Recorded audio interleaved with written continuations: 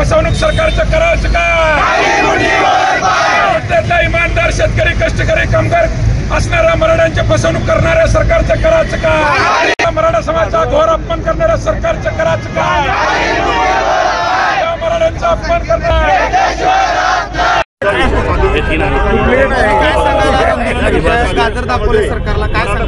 सरकारनं मराठा समाजाला गाजर दाखवलंय. मागील 10 वर्षाच्या इतिहासापासून 2014 पासून 2014ची लोकसभा असो, 2019ची लोकसभा असो, 2024ची लोकसभा असो, तुम्ही 16% दिलं, त्यानंतर 13% दिलं आणि आज 10% दिलं. मराठा समाजाची लोकसंख्या वाढते का कमी होते मला हेच कळत नाही. काय चाललंय?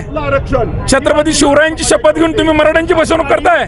मराठे तुम्हाला येणाऱ्या लोकसभेला, विधानसभेला 1000 नाही तुम्हाला मतदान रुपये दाखवले तर मराठे नाव सांगणार नाही. या राज्यातल्या मराठी फसवणूक करताय. घोर अपमान आहे हा, मराठ्यांचा घोर अपमान आहे, ही फसवणूक आहे. तुम्हाला माहिती आहे 50%च्या वर आरक्षण टिकत नाही, हे सुप्रीम कोर्टाचा निकाल आहे. असं असतानाही तुम्ही आज ज्या प्रकारे मराठ्यांची फसवणूक केली आहे, आमची मागणी काय आहे? ओबीसीतून 50%च्या आतून पुरावे मिळालेत, पण छगन भुजबळला हे सरकार बळी पडलंय. या सरकारनं मराठ्यांचा घोर अपमान केलाय आणि त्याचा बदला हे मराठे येणाऱ्या लोकसभेला घेणार का नाही? अबकी बार अबकी बार अबकी बार अबकी बार अबकी बार हे तमाम मराठ्यांची भावना सोलापुरातली नाही, महाराष्ट्रातले आहे. सत्ताधारी पक्षाचे सगळ्यात जास्त आमदार इथं आहेत. एक पण आमदार जल्लोष का करू शकला नाही? का जल्लोष गुलाल उधळला नाहीत?